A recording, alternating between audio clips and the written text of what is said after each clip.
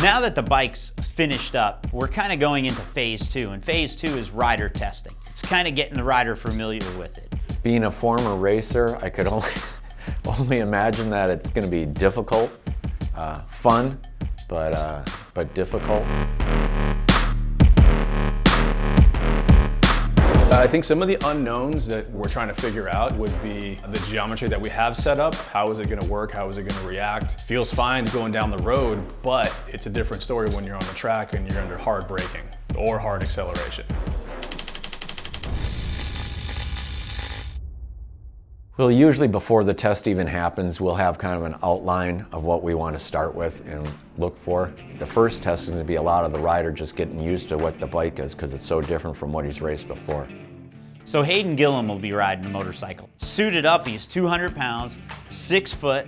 He's not exactly your small, tight, little packaged guy, but I think that may fall actually to our advantage in this situation.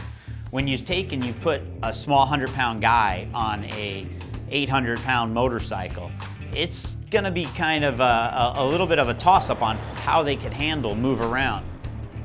So our racer is Tony Salima, and he's been racing strictly Harley-Davidsons now for the past 3 or 4 years.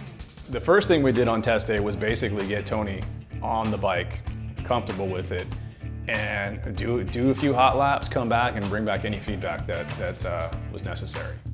For us as a shop, I think our goal is in test sessions, it's not to ride the motorcycle as hard as you can. It's to get the bike kind of dialed in because the rider needs to feel 100% comfortable. And as Hayden becomes more comfortable on the motorcycle, he will then be able to go faster and faster. I believe the biggest challenge the rider is probably gonna have, or all the riders are gonna have, is you have this massive gas tank that you have to fill up with all this gas. And as you slosh around and make these turns, you have that moving ballast that's gonna probably wanna jerk the bike from side to side. If I was a rider, that would probably be your most critical part, is how the bike is gonna wanna respond when you're trying to make those turns at high rates of speed.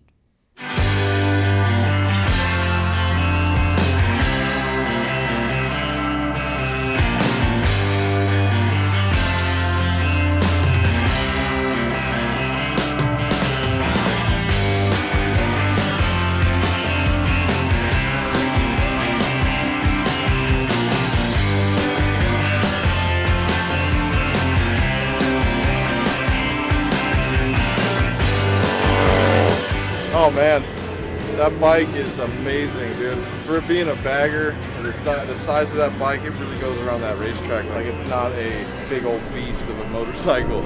I'm getting faster lap times on this thing, I think, than I did on my other bikes. Man, I was just having fun out there, honestly. Just sliding a big 600-pound Harley around the track is, I don't think you can really not have fun doing that. So it was a blast. Learned a good little bit. Figured out kind of how to ride the bike. And yeah, it was a blast. Speed Merchant, Brandon, and these guys, they keep adjusting the suspension for me. We're getting better and better and better, and it's just getting more comfortable, and that's the goal. That's what we're out here doing. We're out here practicing, and so we can put on a good show for everybody out there at Laguna Seca.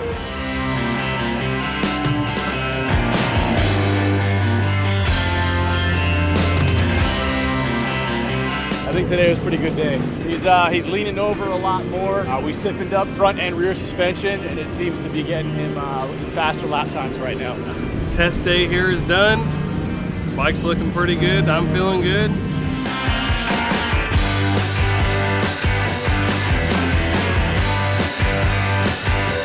I think we've dotted our I's and crossed our T's, where I think we're good to go.